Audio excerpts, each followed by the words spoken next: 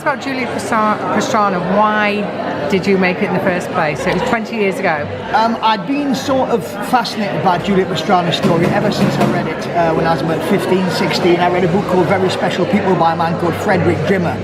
And I've always had a fascination with carnival and with circus and that sort of stuff.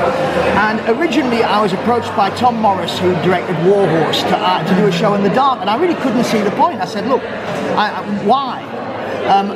And then I remembered something which had happened a few years before. I went to see an exhibition on the South Bank by the Royal National Institute for the Blind, who had created an environment you were guided through by a blind guide. And you went across the road and crossed the traffic island and you went to a pub. And I remember that being immersive, and I remember it being incredibly powerful because you suddenly realised you had to imagine.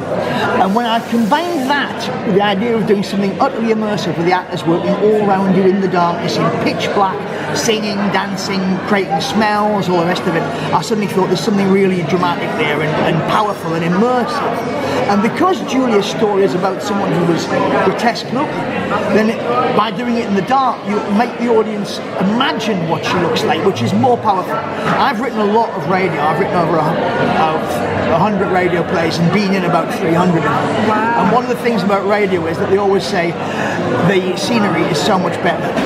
And that's because it's inside your brain. And so the whole point of this show was to bring you into an environment, totally make that an environment we control utterly with every aspect, and have you imagine what Julia looks like and what happens to her. And I don't want to give too much away about the story because it is an intensely dramatic story. It's also a very political story, and what's very interesting about Juliet Pastrana is every time it's done, it's just won 5 awards in Kuala Lumpur, a different production, but every time it's done, it takes on a new political perspective and agenda.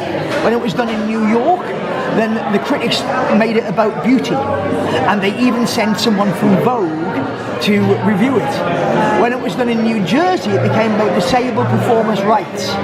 When it was done in Texas, it became about the relationship between America and Mexico, which is very, very apt at the moment. When it was done in Kuala Lumpur last year, instead of doing it in the dark, they blindfolded the audience, hooded them, and took them on a site-specific journey, and it became about people trafficking.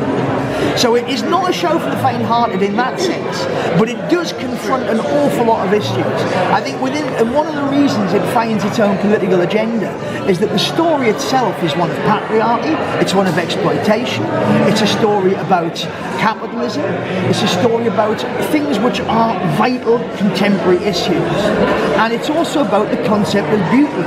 And I don't think there's a woman alive who hasn't suffered from that whole patriarchal shit which goes on, and the way in which beauty is commodified.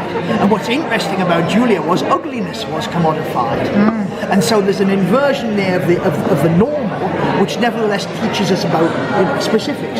So I think it's an amazing story. I've always been absolutely fascinated by Julia and by her relationship with Lent, the man who discovered her, married her, and exploited her in ways which I don't want to give away. But I'd love anyone to see the show, and anyone who does see it, please contact me. I'm on Facebook, I'm on Twitter. I'd love to know your reactions.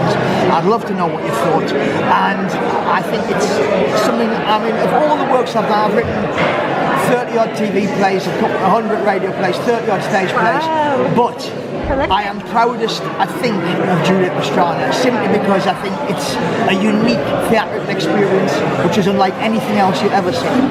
Wow.